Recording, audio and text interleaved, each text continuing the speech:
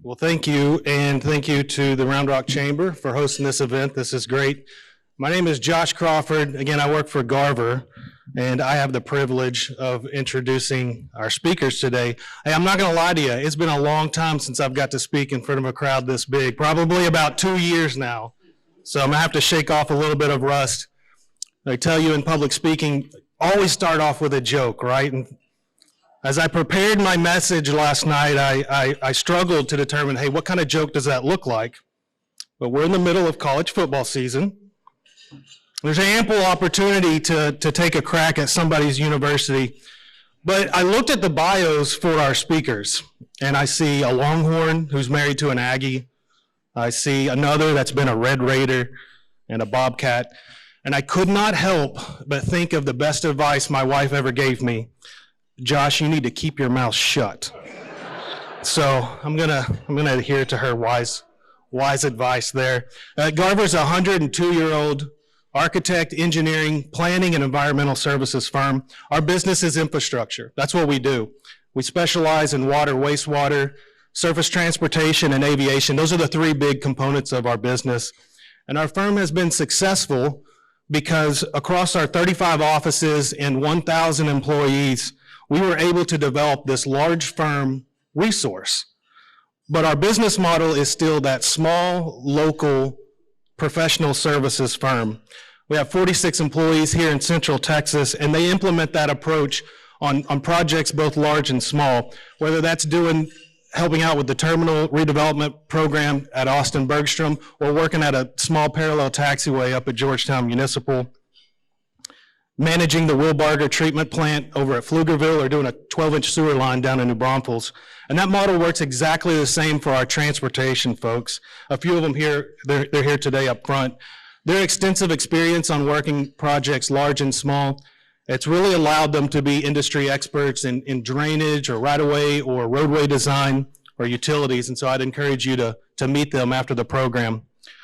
But let's get started, shall we? Today's keynote will be a fireside chat with Mayor Morgan and Bryan Mays, and I would like to introduce them both to you now. Bryan joined the KVUE News team in September 2004 as the weekend sports anchor. Prior to that, Bryan served as the sports director at News 9 in San Antonio, and as the sports director at KTRE in Lufkin. After 7 years on the sports desk at KVUE, Bryan traded in those long weekends covering the big sports events, and he became the co-anchor of KVUE's News Daybreak and KVUE News Midday in September of 2011. Bryan studied journalism at the University of Texas at Austin. And his house is sometimes divided, I bet it's divided this year, as his wife Chantel is a Texas A&M Aggie. They have They have two children, Hayden and Landry. The family calls Round Rock home and couldn't picture themselves anywhere else. Please join me in welcoming Bryan Mays.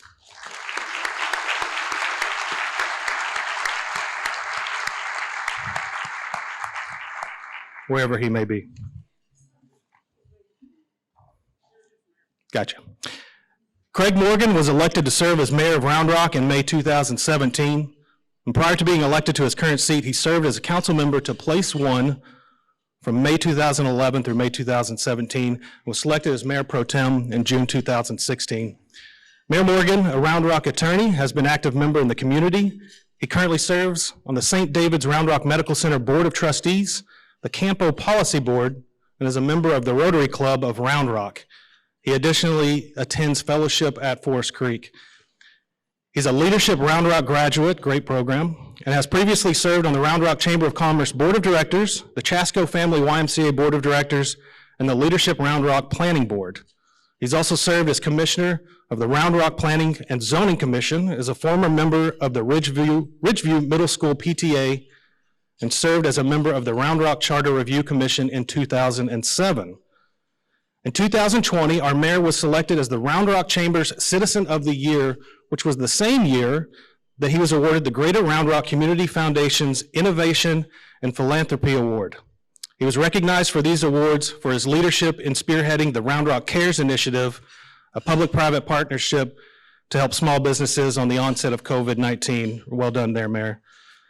Mayor Morgan received his undergraduate degree from Texas Tech University, an MBA from Southwest Texas State University, we know as Texas State now, and has a law degree from the University of Tulsa College of Law. He is married to Amanda Morgan, and they have one son, Garrett. Please welcome Mayor Craig Morgan.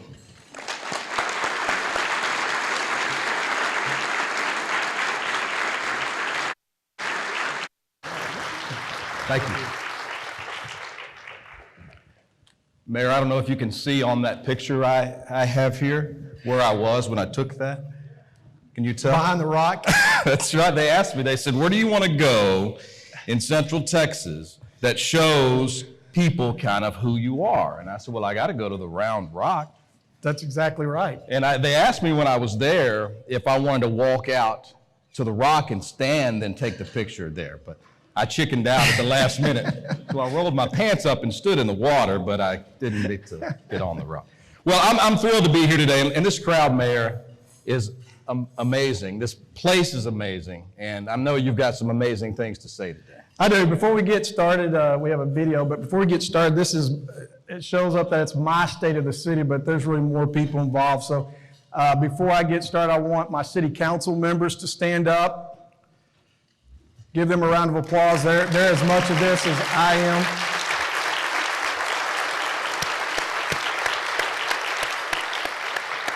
And then I would like my city manager and assistant city manager and any city employee that's in here to stand up, because this is our state of the city. It's not my state of the city.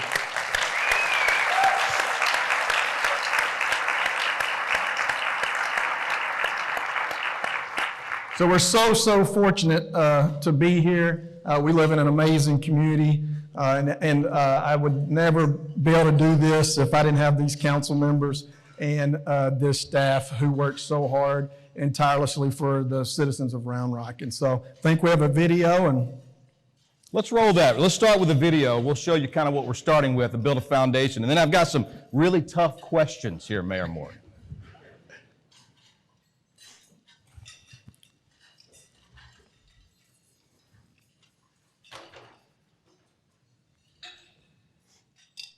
or not. The formula for Round Rock success is simple. We follow a strategic plan and we address the problems our residents say are most important to them. The Round Rock City Council sets its strategic plan each year during a retreat, and we hear from residents in many ways, but none are more objective than the city's biennial survey. In Round Rock, results count. So let's look at how our latest survey results show we're on track with the city's strategic goals. Goal number 1 is pretty straightforward. Budget wisely and deliver outstanding services.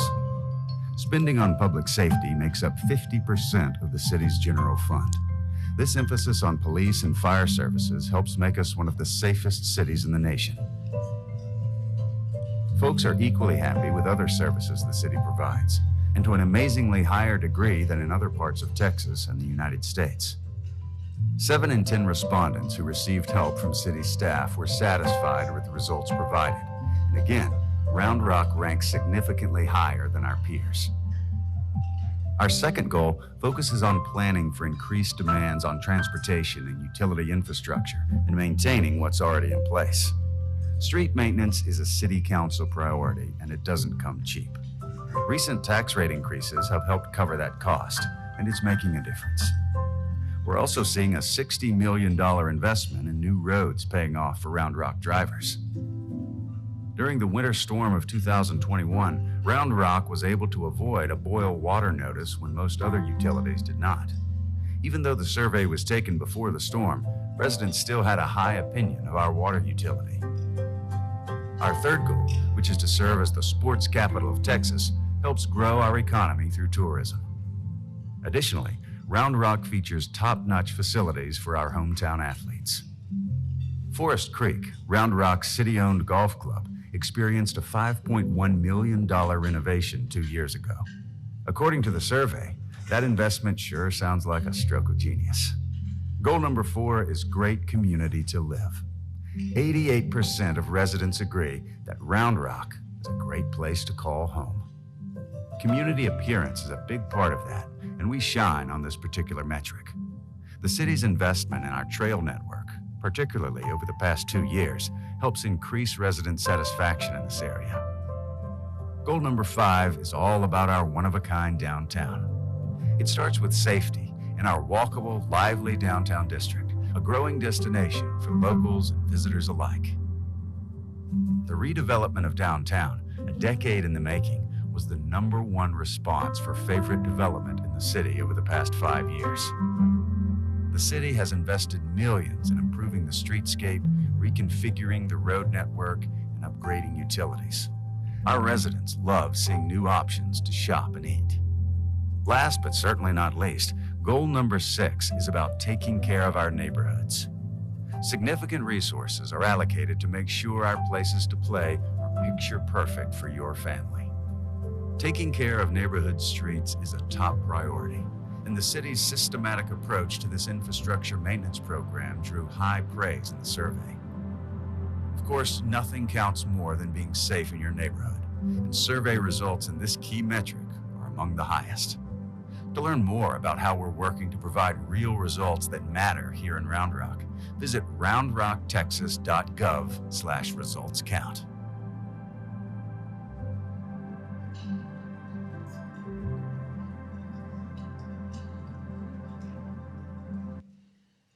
Great city we live in. Fantastic. And as we sit, Mayor Morgan, I couldn't help towards the end of that video think how fun it would be to come here and watch the first half of a Texas game on that big screen behind us. Well, you can come do that. I'm sure they won't care, but I don't know if I'll be watching any Tech games right now. We could leave at halftime and we'd be fine. All right, well, let's start with that. Kalahari, what a fantastic crowd we have here today. What a fantastic place we're in. Kalahari has been here for just a little while, but by every metric I've seen has been a huge, really an overwhelming success for the community. In your eyes, how's Kalahari added to the business, tourism, and entertainment here in Round Rock? Sure. First of all, I want to thank, I see Bill Otto out here. Raise your hand, Bill, and Tim. You know, when you do economic development deals, you want to make sure you have good partnerships. And during this time, Kalahari could have just stopped everything. But they continued. They built on time and under budget. And as we have seen, they're exceeding their revenues. That it's all performance-based development. And right now, they're exceeding their revenues, and we can expect them to continue to. The thing I'm most excited about is they've put us in a new industry, and that's the convention space. You know, we never had that. We had sports capital tourism, and we still have that, but this complements that so much. You know, I think it puts them in about 90% of the market. They're the second largest convention center in Central Texas. And if you haven't been around and down 79, you can see how busy they are. And so that only benefits our citizens more when people are coming to Kalahari, they're spending their money, and then they're leaving and going home. And so I'm ecstatic with them. And, you know, they still have another 150 acres to develop. And so I'm excited to see what that future holds. But I think the partnership will continue, and we will be good partners for years, long after I'm gone. It seems that this development has also enhanced the entire area, not just along 79, but as you get more towards I-35. Do you expect that growth to continue out on this side, east of I-35? I think there is no doubt that something like this development enhances that. We just approved on the council a mixed use right across the road for 100 acres. So that's that's another district type project. That's what citizens are wanting, places to stay, live, work, and play. And so I think that you will only see continued growth due to this development. Let's talk about how you get here, and I mean by roads, road upgrades, road construction projects. We've all seen it. Notably for me, at least, the changes right at 620 west of I-35 out going towards Round Rock High School. University Boulevard, if you've been there between the hours of 7 a.m. and 5 p.m., you know there's a lot of traffic there. Part of a $240 million plan through the year 2024 to improve roadway capacity and connectivity. Driving progress is what it's called. How is the progress there? So let me tell you how we got there. First of all, as you see, we do a biannual survey, and always the department that gets the lowest grade is our transportation, not because of who leads it and not because of the team, because they work as hard as anybody. But, Gary has brought a different mindset to this process and has really helped us with getting state and federal funds. But through a strategic planning, we talked about, this is the number one issue that keeps popping up. And so what do? Do we go out and issue bonds, certificate of obligations, where we do it as a council, or do we go to the voters? We felt like over the years, the voters have told us, hey, roads are the problem. And so we issued well, not all of it, but we will issue $125 million worth of road bond packages, along with getting funding for the state to get the $240 million. I know university is a nightmare right now, but I just want you to know that we issued bonds to do work on university in 2011 or 2013, one of the two. And we just now were able to start it because we had to get right-of-way. Right-of-way is hard to get. It's very expensive. And so things get worse before they get better. So all I ask is be patient. Don't forget about those businesses up there during the Christmas season. It's going to be crazy. It's going to be packed. But, our local businesses need us. But, some of the future stuff I'm excited about right through this area is Redbud's going to get expanded. Gaddis School Road is going to be expanded. We've already expanded Kenny Fort to Joe DiMaggio. We just let that contract to extend Kenny Fort to 45, which will help get people off 79 over to 45, onto 35 going into Austin. And then ultimately, we've gotten a lot of comments about 79. 79 is scheduled to be widened. It's a state project. It'll start from 35 to A.W. Grimes. But we've had to defer that because the Campo region voted to defer some projects, and that was one of them that got cut initially, to expand 35 all the way from Round Rock through South Austin, and the biggest portion of that's in the Austin area in that region. Roadway impact fees approved in 2019. How is that money impacting or going to impact? Sure, it's a great question. 2019 we took on roadway impact fees. We were one of the first communities to really look at it. It's a development fee. And so as you can imagine, we had to find the right balance between our development community. It was a very tough issue. Staff worked through it, I bet, a year to 2 years. We worked through it as a council probably for another 6 to 12 months. But it was important that we did it. We've always had water and wastewater fees. And I'll never forget when I sat on the Planning and Zoning Commission, we approved over $6,000 for per home for a wastewater and water impact fee. And you think, my gosh, and we were told no one's coming to Round Rock. And that's just not the case. As of today, we put in a gradual slide factor up to before you started paying. So we just started collecting those fees. We've collected a little over $2 million. But what's so good about these is that it will help us to pay off debt. And so therefore, we don't have to go out to the property taxpayer. So we'll see how that program works. We have to reanalyze it every 4 years. But it has not seemed to stop development right now. Let's talk about transportation of another kind. Heritage Trail West, another area I know you're focused on, and you're really taking part in the stretch. I'm talking about from Chisholm Trail all the way to Mays, my favorite street in town. Of course, right by the Rock. Right. Okay. And by all the construction. And that's a state project. And by the construction, yeah. We're past that question. This is a really special project. It's going to incorporate, from what I hear, a lot of Round Rock history as well.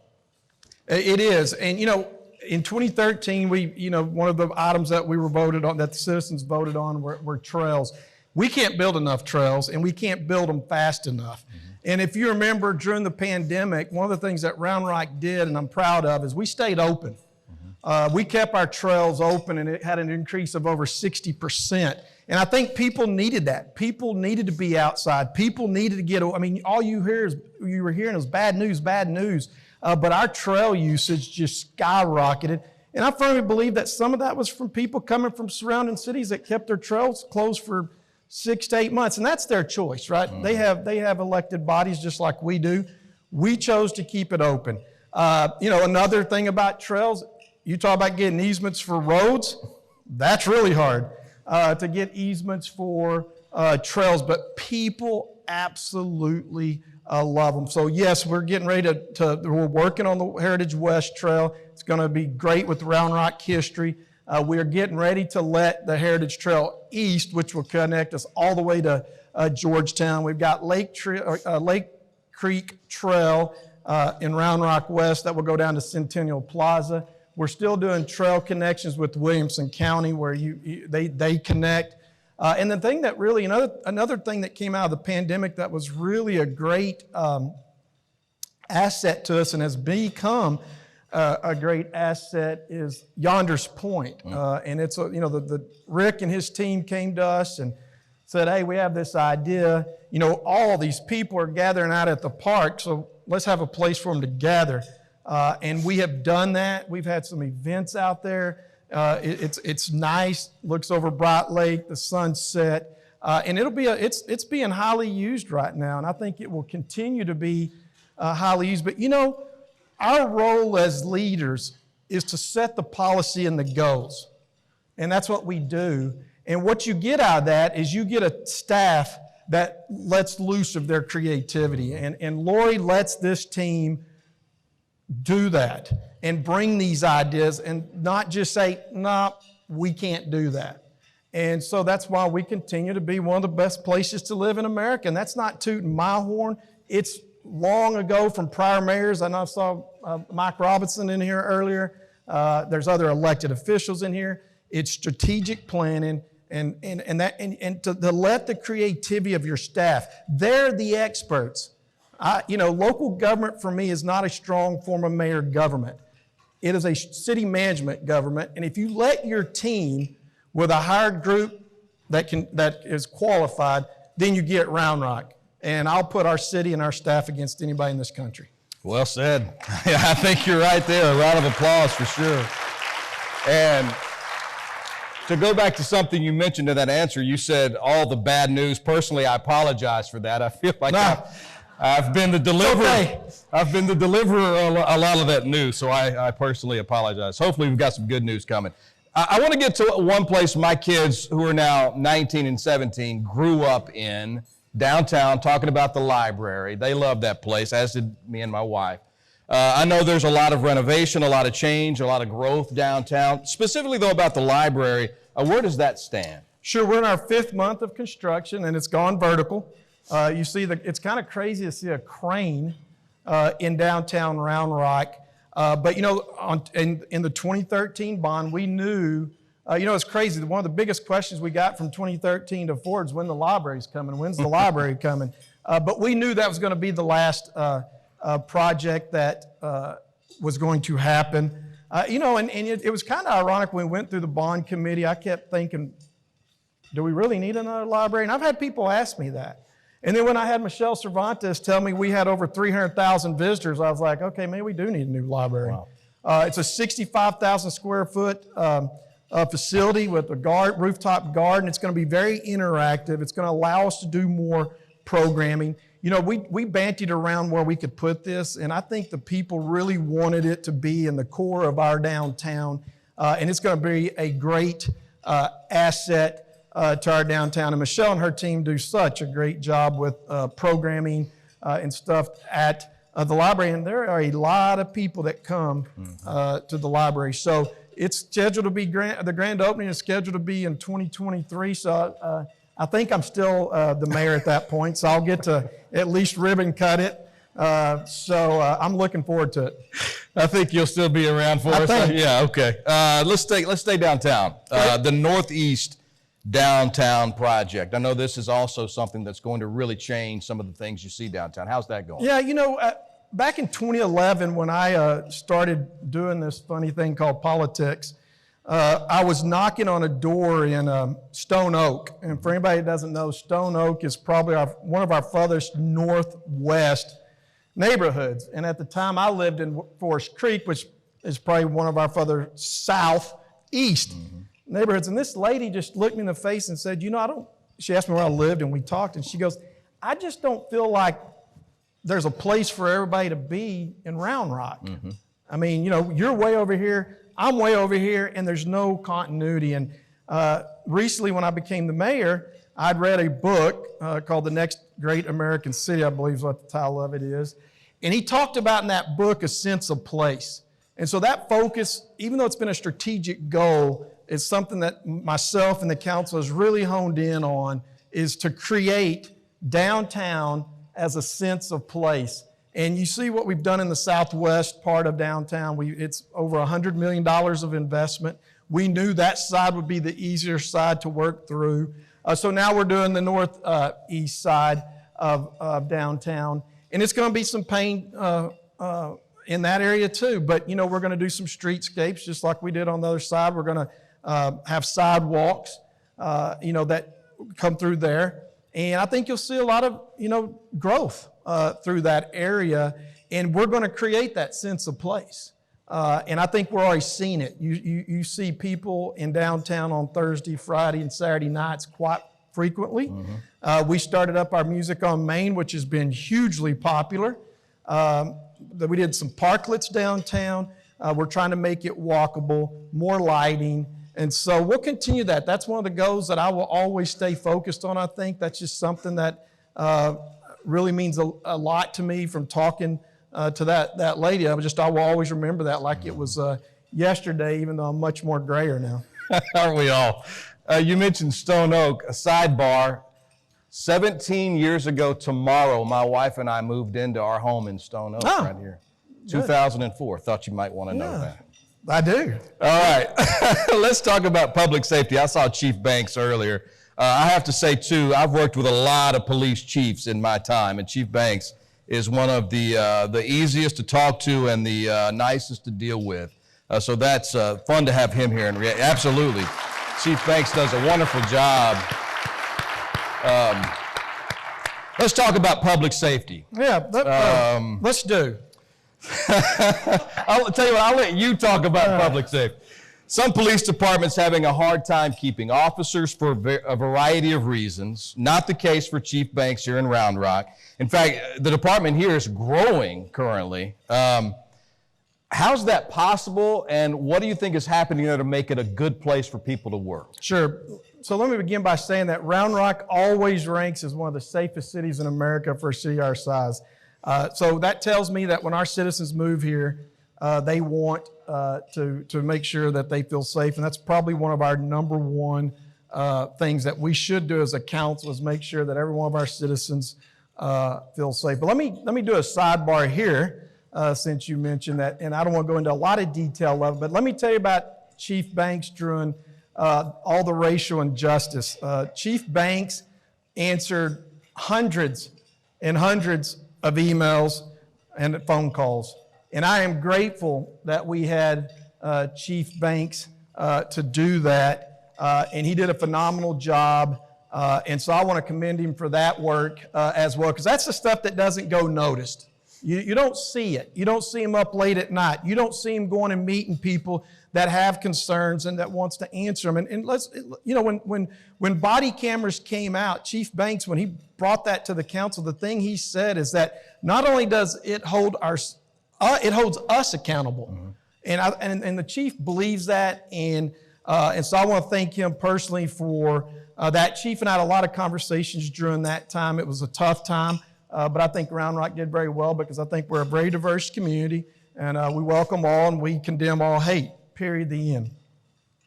Now, why are we growing? Because we don't defund the police. We are adding 10 new positions this year into our police department, and we're going to add 14 new mental health teams to our fire department interacting with our police department.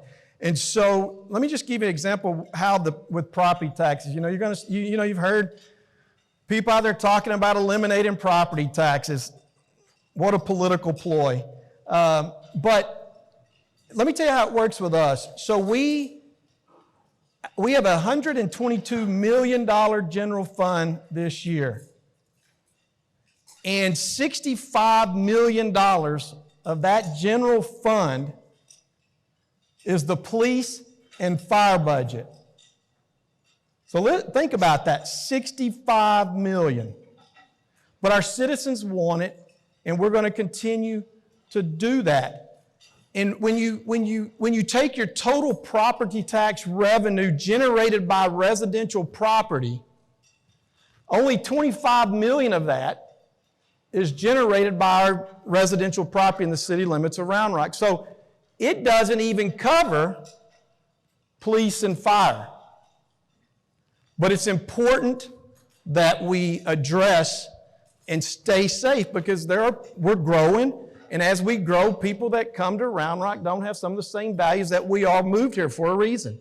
And so we will do everything we can to continue to give the tools, as long as I'm the mayor, give the tools to our PD and our fire department and our public safety officials. It's important. And, the mental health aspect, we've gotten a lot of good, we're using ARPA money for that to start the program up. And what I'm excited about this program is that it's going to allow us to interact with people that have mental health, and we're going to have that team be able to get them to the right place. And then what we're going to do even on top of that is make sure we have follow-up, which is so crucial. And so that's what we will do, and I'm excited about the program. I look forward to us getting that kicked off early spring to really get that going, which I think then helps your homeless problem and some other problems too, because what happens, it just becomes a cycle. You're talking about the 14 Yeah, person. the 14 new positions for it's a mental health team in the fire department, which will also be with the emergency services team and interact with police. So they're all going to work together. Yeah. But it will be a team that will be dedicated to help. Mental health is a big issue, as we all know, and it's probably gotten much greater since the pandemic. I agree with that. And that's great to hear. And you say early spring is when your goal is to begin that with all 14 members starting at that point? We'll start the hiring process. The hiring process, okay. Let's talk about growth. Nothing grows like Round Rock. That's what I tell my friends. Growth can lead to problems. We see that. I work in Austin, so we see that a lot with the people we deal with. Affordability is the issue I'm getting at. Are you comfortable with the cost of living in Round Rock, and is there enough affordable housing in Round Rock? Sure. That's a great question, and we get it all the time. The hard part sometimes when you're defining affordability is what may be affordable to one person may not be affordable to another, which may not be affordable to another. And so it's really hard to define, in my opinion, affordability. But let me tell you what we have done and what we are trying to do. So number one, Round Rock's tax rate this year is 39 cents. It's the lowest tax rate in Central Texas and one of the lowest in the state of Texas for a city our size. So that's number one. The average homeowner will see an increase of $2 on their bill a month. And that $2 is all going to pay for the road progress program that we talked about. And so that's number one. Number two is the 2030 comprehensive plan that Brad Wiseman and his team did and just got awarded a state award from I think it's the Texas Planning Association, am I correct on that, of how good it was. And what that comprehensive plan does, it takes input from our citizens. And so the goal of that is to create diversification in your housing. And so you're seeing mixed use. You're seeing some townhomes. You're seeing some half-acre lots. You're seeing some smaller lots that are in some of our SF3. You can go from a smaller lot to a larger lot. So you're trying to create the diversification for what the people want. And so it will always be something we watch.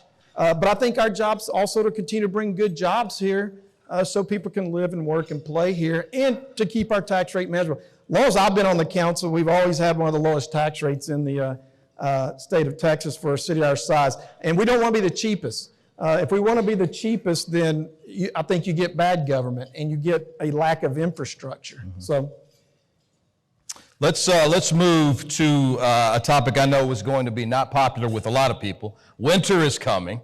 To quote a famous HBO series, we all know how last winter, at least one full week of that winter went. I talked to you on the air on KVUE a few times about what you all were doing here in Round Rock as far as opening shelters, keeping the water from being boiled. What'd you learn last February, and what will help you from what you went through going into this winter? Well, I think that, the biggest lesson ought to be that the grid wasn't prepared for a nuanced situation. There is no doubt that that's an issue. And it's even more of an issue really in the summer. If you ever get up over 100 degrees and things, that the heat index, that could be even a bigger issue. But what I did learn is because of all our strategic planning, we were one of the only cities in the area that did not have to go to a boil water notice, and we helped other cities that needed water. Our team was amazing. I think there was some luck. Michael Thane and his team did a great job of doing that. But, that's why the infrastructure is so crucial. We've done millions of dollars of infrastructure in water and wastewater, and it's not the thing that sells magazines or newspapers because it's not interesting, it's not fun. But when the water's off, trust me, you hear from them. The other thing that I really hated, and I think there's Senate Bill 3 addressed this by Schwartner, but is we had a hard time communicating with, Encore. I mean, we have a following of 30 to, and I think I told you this, 30 to 40,000 followers, and we were getting emails constantly. What's going on? And we didn't know. I could look at the same information on Encore that you were getting, and they need to use these cities that have these mass volumes of social media to get the information back to our citizens. And the hardest part was hearing citizens talk about sitting there for 3 days and 4 days without electricity and water pipes breaking. One of my good friends was out of his house for almost 4 months. Wow. And one of the things that I did learn is I never understood, and I even don't understand more, is why do we put water heaters in attics? That is clearly a recipe for disaster. But, we've re-examined it. We want to make sure we're ready for the next event. We just did a design engineer contract last week at the council meeting to put 3 more new generators at some of our intakes that was required by Senate Bill 3. And we'll analyze it. I know the teams analyzed it. And, I'm not going to say that we were perfect, but I will say that we were as good as anybody. But you hate it when your citizens suffer. Yeah. I don't care who they are. I don't care if they agree with me. I don't care if they hate me. I don't care if they love me. You just don't want your citizens because you feel absolutely helpless. And what I know is that our team 24/7 was doing things to help our citizens. Rick and his team opened up a warming center, overnight stayed. We were one of the only ones that stayed open overnight. And so the team looks at it and we'll make sure that we are ready if it happens again. Are you saying that there's some people in Round Rock that don't like you? There's plenty. There's plenty. That was a surprise, Mayor. No. I thought everybody here No. was on the Mayor Morgan train. No. And we've got this beautiful facility. Worst case, we come to the water park. That's right. All right, let's talk about the pandemic, ongoing pandemic. Again, we've talked about this in the past as well. It's been tough on everyone, specifically small businesses, not just in Round Rock, but everywhere. Round Rock Cares, which was mentioned earlier, a huge success from where I was standing. Over $400,000 for these businesses. What does the future look like for those small businesses in Round Rock? Are they able to get the resources they need to keep the doors open? Sure. That was another, with the pandemic, that was a tough time because I can remember when all the orders got issued and I came out of downtown City Hall, and our Main Street was just empty. And I thought, man, we've invested all this money and our downtown is going to dry up immediately. And so I sat down with the chamber and a couple other people. There were a lot of people involved in Round Rock Cares. It was not just me. And we had initial seeding of money from the city, Dell, the Chamber, and the Greater Round Rock Community Foundation to get that started. And the goal of the Round Rock Cares was just to try to get them to the next paycheck, to keep the businesses open. And let me tell you the thing that I struggled the most during the pandemic, and I hate bringing it up, but it is what it is. When the mask mandates all came out, and everybody sees it, you're either on one side or the other. But there's a lot of people, I think, that's in the middle of it that wants to do what is the right thing. And when the city had the mask mandate, one of the reasons the city ultimately did that was because we had small business owners that had been beaten up, closing their doors, now being in charge of masking their clients and their customers. How unfair was that? And I spoke, before we did it, I sat down with church leaders, some key business leaders, and said, look, what do you want us to do? How can we help you as a government? Because I'm a very pro-limited government mayor. I think that council's that way. We don't want to be in business's life. And to all of them, they said, and I had some hospitals in there, let me back up.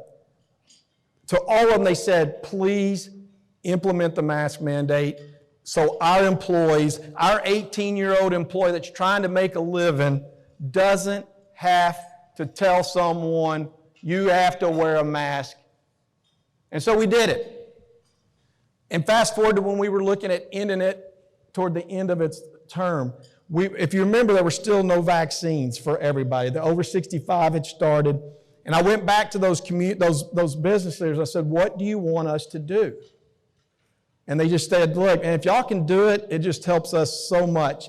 And where they were going with it is that business A in downtown Round Rock that was going to require a mask, there were people saying, well, I'm not going to shop there. And then people that did require a mask, well, I'm not going to shop there. And all you're doing is hurting your local business community. And so I said, you know what, we'll take that responsibility and we'll take that blame.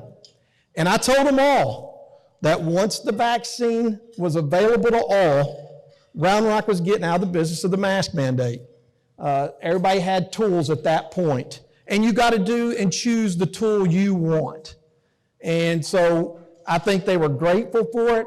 I think it allowed people to shop. And so moving forward with the pandemic is, it does us no good to hear, well, I'm not shopping there, or I'm not shopping there. It is crucial that we all remember to shop the rock when we can do it. I know that we can't do it on everything, but it's crucial for a number of reasons. Number one, it provides jobs to local people. It keeps small business owners like Michelle Lee in business. And it's crucial that we do everything that we can to support local businesses in our economic development efforts. And so we will always be with our businesses. We'll stand with our businesses just like we stand with our citizens. It's not an either-or thing. We're all in this together, and we all rise when everybody else rises. And so we will always be supportive with them. And most of them stayed open. Now, we lost some. There's no doubt, and it breaks your heart because you would hear phone calls of people that, this is my livelihood. You know, this is my livelihood. And now you're getting into all the stuff with vaccine mandates.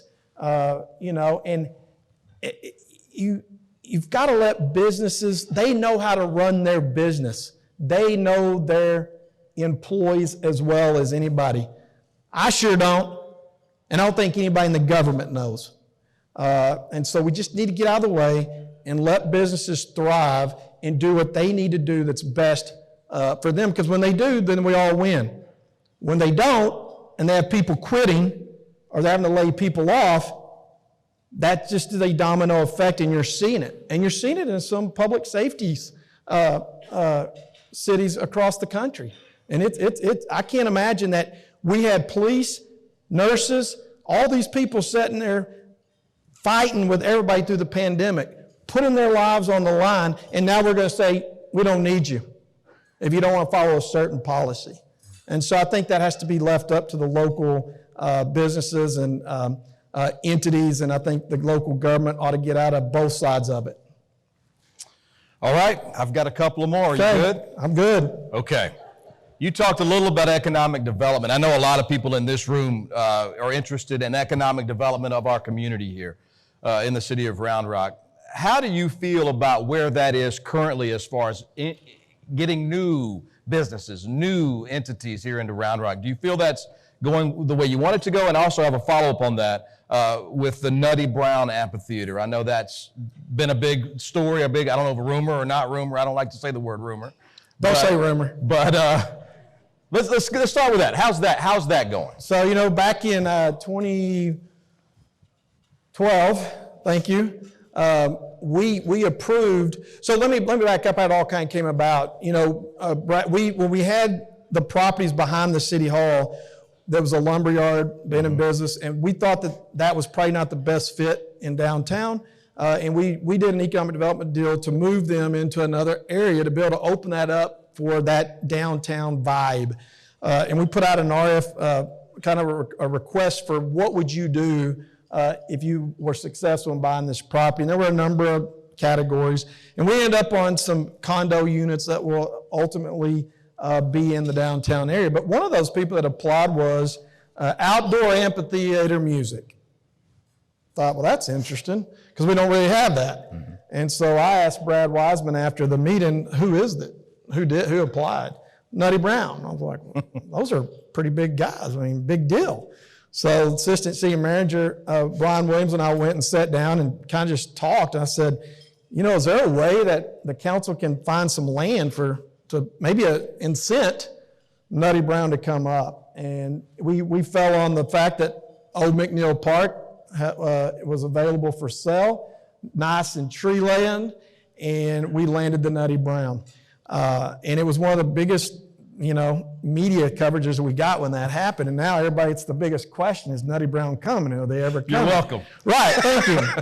And, and there were a lot of things that happened.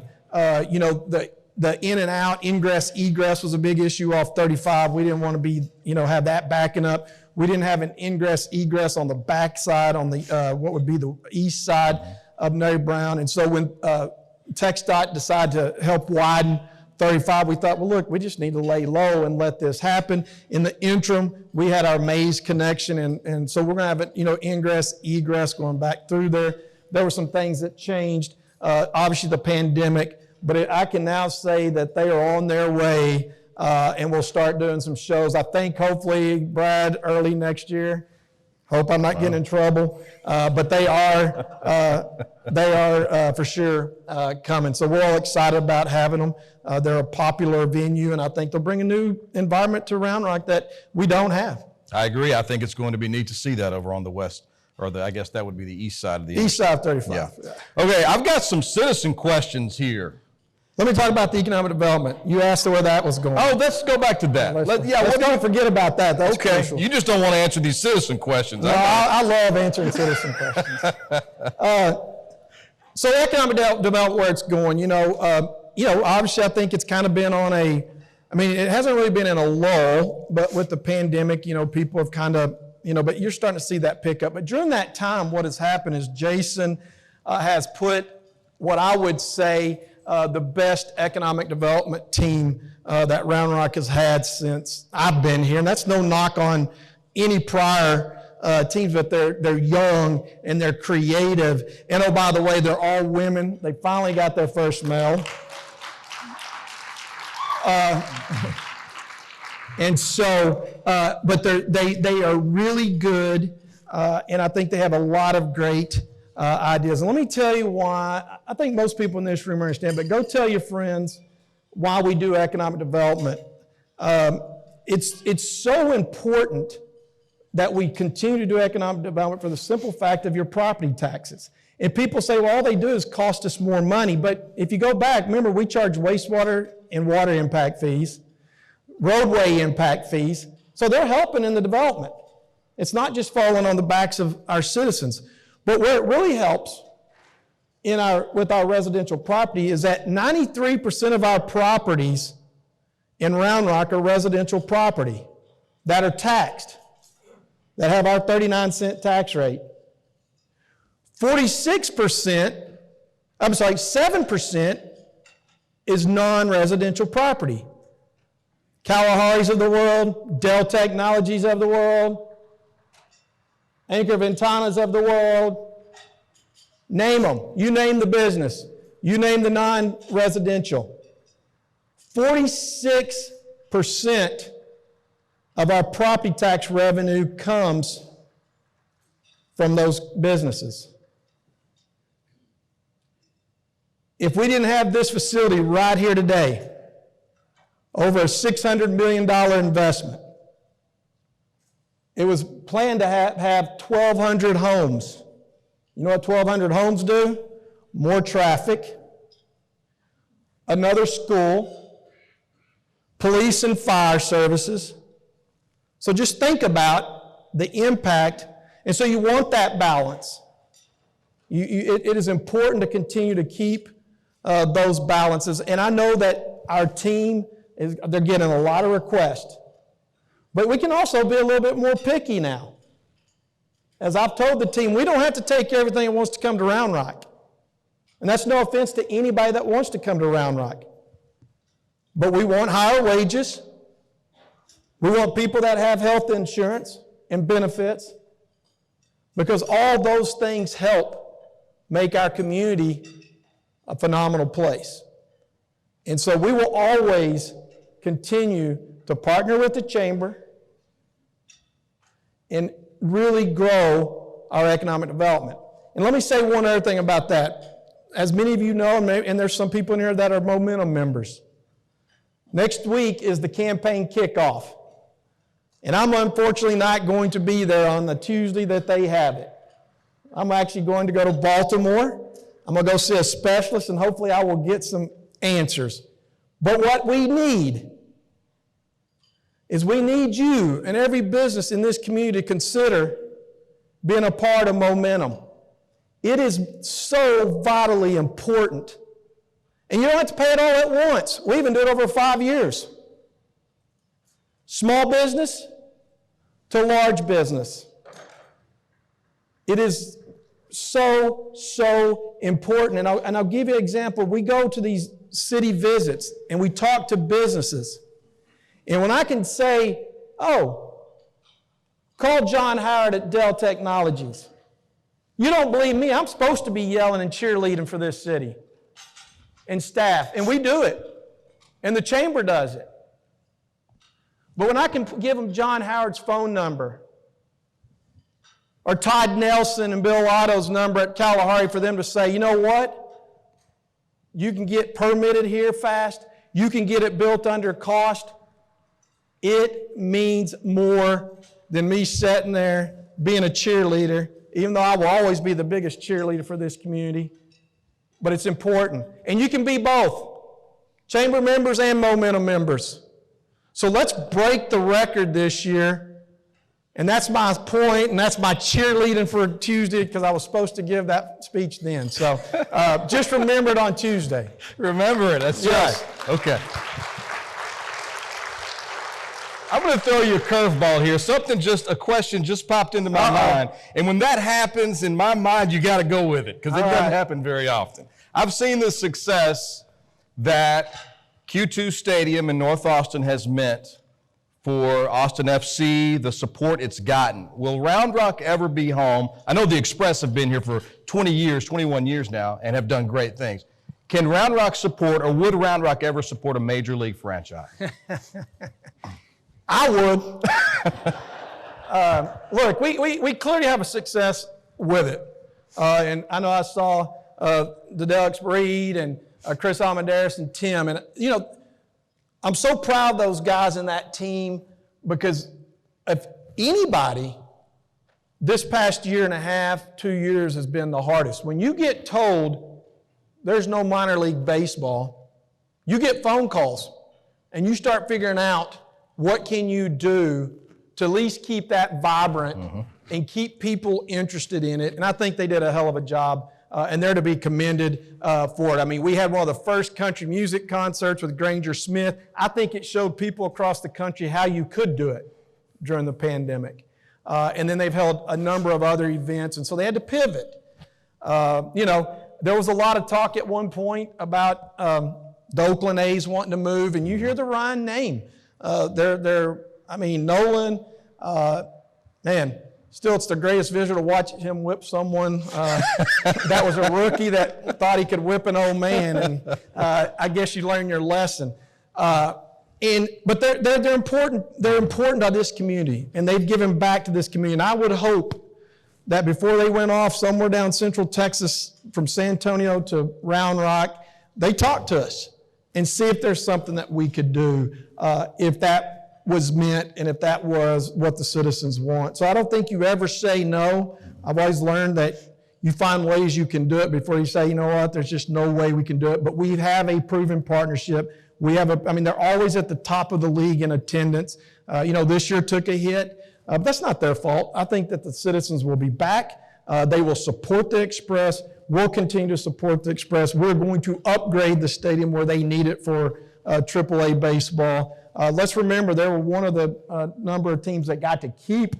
There's people dealing with empty stadiums right now, and I sure don't want that. But I do think that's something that we could always look at and expand. One thing that no, I'll answer that question because I know that one of the questions you're asking. So that's it on the Dell Diamond. You want to get to the citizens' questions? Let's get Is that to what them. you're telling me? Okay. Yeah, let's get to them. You need a drink or anything before we Sure. All right. We've still got a few more minutes here. All right. Let's start with this one. And I'm not going to give any names or anything. I'm just going to read the question. In light of the crisis talking about a shortage of skilled labor force, several solutions have been proposed. One, implementing an apprenticeship program across the board as a fast-track solution to bridging the skills gap. Would the city of Round Rock be considering implementing an aggressive strategy to expand into more apprenticeship programs, not just within the private sector industries, but within government or the public sector? Sure. It's a great question, and it is a big concern because all you hear is people can't hire people. What we've got to do is make people want to go back to work. It's vitally important, and when you see 4.3 million people quit in a month, that's alarming to any business owner. And so with working through the chamber, we do have some apprenticeship programs that we have done with Round Rock ISD. I see some of the superintendent and trustees over there, and our partnership with Round Rock ISD is crucial. Their success is our success. And so the apprenticeship, and we got 70 merit scholars came out of Round Rock ISD. Wow. How amazing is that?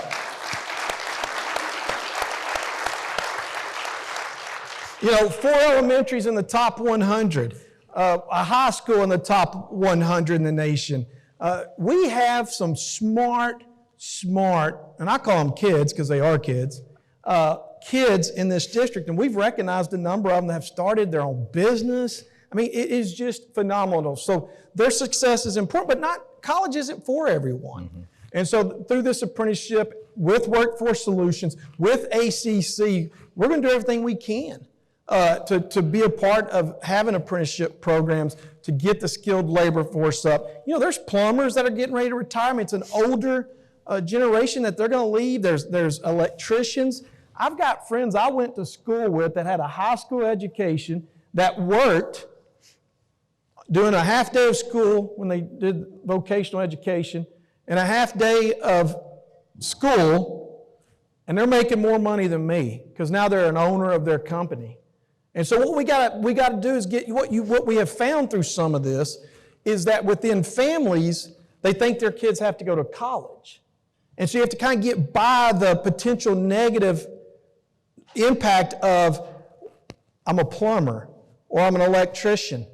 Pay one of them in recently, see how expensive it is. So, and I think that's something that the chamber, the school district, ACC, Workforce Solutions, the Mayor Pro Tem serves on that, really is something that has been focused on in this region. I think we'll continue to focus on that. Let's Great talk more. question. Thank you. I wish I would have written it. CARES Act. We talked a little about that, the amount of money raised to help people during the pandemic. This question is about that. My business received a child care grant, for example, talking about the money. Any others pending? All the funds spent? Are there still funds available for maybe those who haven't filed yet? Yeah, I don't know if there's any left. That Round Rock Cares program, we set it up, and then the county took it over as they got a large amount of money. And at one point, they were trying to have another round of grants, and no one was really applying for them. And so I'm not aware of any new grants. The city will always do everything we can to make sure our community and our businesses know when or if that grants are available. It's important for us to keep that open. But right now, I think most of it's coming from the federal government. And again, anything that we can do to implement or help, we will, because we do get that information. And, for anybody that doesn't know, Brooks Bennett loves to sit up and read this stuff like at all hours of the night to come back and tell us, yeah, you can do this or you can't do this. But we did a lot with the Round Rock Service Center with a lot of our money because we felt we took care of our businesses, but there were also people in need, people that never even knew there was a serving center. And we ended up giving over $1 million of our money to go to the serving center to help distribute for rental assistance, food, electric, whatever. And so, hopefully, I'm not gonna say we're coming out of it, but hopefully things are turning the corner. I've said that, I guess now it's my fourth time. Hopefully people, you see activity. Yeah. Roads are much more busy right now, so people aren't staying home. So that's a good sign for sure. Samsung, that's been in the news lately, if you watch KVUE. Yep. What concessions have been offered by the city of Round Rock, if any, to Samsung in relation to their possible deal with Taylor, also here in Williamson County? Yeah, that's I got to congratulate the county and the city and the school district on that. If that eventually is chosen as a site, Round Rock did not give any concessions. I don't think my city attorney, who I saw earlier in here, would even let us to consider that because it's not in the city limits of Round Rock. But we support that. Any economic development deal in Williamson County only rises the tide, as I've mentioned. We'll get a lot of benefits off of it, and this hotel will get plenty of benefits off of it because as people are coming in, they're going to want to stay over here because they just don't have the number of hotels in place right now. And so we'll get some great benefits off of that. People probably come over here and shop, go to the Express for a baseball game. So, we will receive some benefits on that. We had Switch announced just recently that it's going to be up next data center next to Dell. That's a huge infrastructure with very minimal impact to the neighborhoods. I know they actually met with the neighborhoods. And that's one of the things that is really vitally important to me is when we have economic development deals that you sit and you meet with the neighbors. And Switch did that. Bill Otto, I sat with him in 3 meetings in the neighborhoods up here. And actually what happens is Kalahari and Switch make some concessions to these neighborhoods to make it a partnership. And because you're not going to stop growth. It's going to come. And if anybody is buying a house and they tell you that green space behind it is green space, double check it, because you would be amazed how many calls we get. Well, my realtor told me that was green space. Well, now it's Kenny Fort Boulevard. So it really is important because, we're all wanting to buy a house. We're excited. We're about to get a new home. I got a lot of land to look at. So always go and sit down with your city planner and find out what is scheduled to come there and what is it zoned for. Speaking of growth and land, that brings us to our next question from the citizens here in Round Rock. Any plans to annex additional land from the ETJ into the city limits? I would love to. Let me tell you, a couple sessions ago, 1 or 2, I can't remember, the legislature pretty much cut a city's annexation powers out from under them. And that's concerning to me because not that we want to go out and annex everybody, but I'll give you a prime example. Our growth, everybody knows, is going to the northeast. We have some development agreements with landowners out there that say when you sell your property, we don't go tell them they got to sell, but when you do sell, it voluntarily annexes into the city of Round Rock. But now we're stuck. And we can't get to 130, which is our ETJ, which is on the other side of 130. You think that land's hot right now? I mean, just look at 130, it's coming. And now our power has been limited to go out and do that and work with the landowner and pay fair market value to get it, to control what kind of growth goes out there. And yes, I want to make sure we get it right, because I've got thousands and thousands of homes coming up out there. And if the wrong thing lands out there, guess what happens to your property values? And so, when the legislature looks at these things, they're targeting these big cities. Dallas, God bless Austin. Be nice now, some of us work there. Houston. They're targeting these big cities, but guess what? Round Rock's a city too. So if it impacts Austin, who they're trying to get to target, it impacts us, and it hurts us. And there has been more anti-local legislation come out of the legislature in the last 2 or 3 sessions that it really is becoming, quite frankly, enemy number one. And with all due respect to the senators and the representatives, I mean, our senator works hard for us, our representatives work hard for us, and they're with us on a lot of things. But there are only 2 votes. It is a statewide issue. And it really does impact cities, and you'll see it. You'll start seeing it. Unfunded mandates, property taxes go up. So it's a challenge, and it's a concern for us. We've got a strategic goal of looking at properties and seeing things that we can purchase, and then make sure we get to control what comes in those places where we do have some land left. All right, this is the last question from a citizen here. Uh-oh. It's a good one. It's a doozy. All right. Are you ready? I'm going to sit up in my chair for this one. Okay.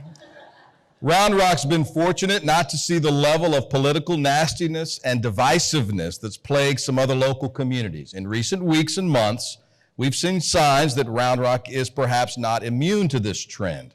What's your message to the citizens in our community who are angry about certain policies, disillusioned with election outcomes, or just frustrated with the times we're living in, and how should we channel those emotions into our political discourse? Boy, that was a good one. That could have taken up the whole hour. You asked a lot of questions in there. I saved that one for last. All right. Let me kind of put this all and do the best I can at this. And if I offend anybody, I apologize. Let me say that up front. So then I think there's 2 things, seriously. I think there's 2 things. I mentioned one of them. I think there's 2 things that are a threat to city government. And I can put school districts in that category, and I can put county government in that category. The legislature, which I already mentioned, just because we all used to work together a lot better, but it has become really divisive. I mean, where you can't even talk to some that don't agree with you. It is amazing, and it's gotten worse, progressively worse, progressively worse. But we can survive that. The second thing that's really concerning is partisan politics being brought into local government. When I go out and knock on doors, the number one question I get is, am I a Republican or a Democrat? Guess what? My voted record's public. You can go find it. But how I've turned that around to ask people is, do you care if I'm a Republican or a Democrat when you call the police? Do you care if I'm a Republican or Democrat when you call the fire department? Do you care if I'm a Republican or Democrat when you want your pothole fixed? Do you care if I'm a Republican or Democrat when you want trails? Because that, my friends, is what your local government ought to be focused on. We're not focused on the Second Amendment. We're not focused on the abortion bills. We can all have opinions of them. But when you start letting that seep into your local government, Go look around and see what you get. You get bad government. And you know who the losers are? Not anybody up on that dais. You, the citizens, are the losers. And you ought, if it ever happens in our city, as long as I'm sitting on that dais, you as the citizens ought to demand us to get off those topics and focus on your strategic goals and your responsibilities. And I think people that become mayors, school boards, judges, they lose the purpose of why you're up there. And what I think the city has done so well, not just me, what the city has done so well is really focused in on what are our priorities. We're the most diverse council this city's ever been. We have Republicans and Democrats. And if I'm up there fighting and disrespecting my city council members that don't agree with me, guess what you have just done? You've opened the can of worms to say that the public can do the same thing back to you. We've had some hot issues, if anyone's followed it. Election, mask, smoking ordinance. But what you have to do as a council is you have to set the decorum immediately. These are important issues to people. I'm never going to minimize it if they're not on the same side I am. We're going to respect each other because we are still human. And you just have to understand, I think when people are so wound up, and they're wound up as much as anything, and I fault elected officials for that. From the top down, I fault them. They're the ones that are creating the divisiveness that gives citizens the okay to be on social media. I've been called some of the worst things I've ever, You should read mine. I know. You might be worse. But I know there's never anybody I won't sit down and talk with. And it's amazing how the temperature drops when you reach back out to them and say, hey, let's have a conversation. And then you learn. I learn why they believe that they do. And we may kind of find a compromise in the middle. And so I just think it's so important for the leaders to keep decorum and really keep your focus on what is your job. And back in 2011, there was an issue that came, I will always remember this, there was an issue that came for the council. It wasn't going to favor some of my supporters. And I caught myself in bed going, are they going to support me next time because I wasn't voting no. And I was like, you know what? That's the wrong reason to be setting up here. And in my opinion, we have too many elected officials that are worried about their next election.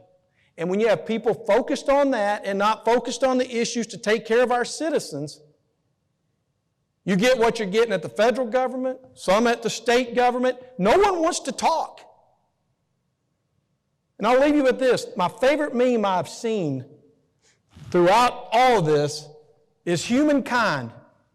Be both. And just remember, we all are citizens of a great city that you and people before us have made it continuously one of the most sought-after places people want to live, work, and play. So as long as I'm the mayor, we're going to have disagreements up there, but we're going to respect each other. And we're not all best friends. And we're going to come out and we're going to let that be bygones once it's bygones, because you know what? The next issue is right in front of us that we need to be addressing. And that's what happens. Those issues don't get addressed. So that was a long answer, but it was something that had a long question. And so I appreciate that. I appreciate that question. Absolutely. I say we end with that. I do want to mention, though, we wish you the best in Baltimore. I appreciate that. We're praying for you. We hope that goes as well as it can go. And thank you for inviting me here today. This has been a lot of fun. Everybody give Bryan. Well, I don't need that, but thanks. Jason Sear as well. Gentlemen, thank you again so very much. Ladies and gentlemen, I want to make sure you understood what you heard on stage today. Because I said this the last time we were able to gather today. The tone is set at the top. And there are a lot of communities that like to say we're all moving in the same direction, that we're working in collaboration. I can tell you there are many fewer communities like Round Rock that actually live it out. And that tone is set at the top. So one more time, let's thank Mayor Morgan for his leadership. Thank you.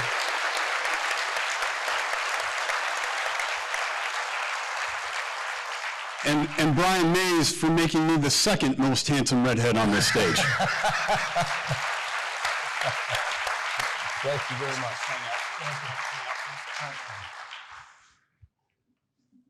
All right, y'all, I promise I'm going to get us out of here real quick. We mentioned sponsorship today. I want to make sure you all understand this is a sponsorship with the city that we do as well. We would not be able to gather here in fellowship today if it wasn't for our sponsorship with the city. So thank you for City of Round Rock for helping make this program possible. Let's give them a hand and their team a hand again.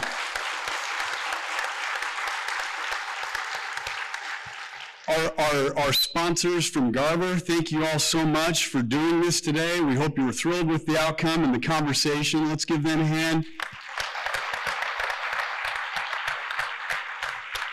And Lot Brothers, thank you so much for your sponsorship today. I only got 2 dates for you to remember, so please put on your calendar for your next Power Lunch. It's going to be November 9th. At United Heritage Center, so go on our chamber website. That is going to feature our Congressman, Judge Carter, is going to come back unless Nancy Pelosi calls the Congress back into session, and then I'll be calling other speakers in a panic. So please plan for that. Please plan to join us for that. And then you heard a lot today about economic development. Our Vice President for Economic Development, Jordan Robinson, is here somewhere. There she is. She and I both get asked a lot, Jason, what's the chamber doing for economic development? Jordan, what's the chamber doing for economic development? If anyone in this room or any of your friends that aren't in this room are interested in finding out what we're going to be doing to pursue economic growth and vitality, please join us for our Momentum 5 campaign kickoff that the mayor thankfully mentioned today. It is going to be October 26th, next Tuesday at 5 p.m. at the Woodbine Mansion. We would love to welcome you there and share our plans with you. We're very excited about them. We think you will be too.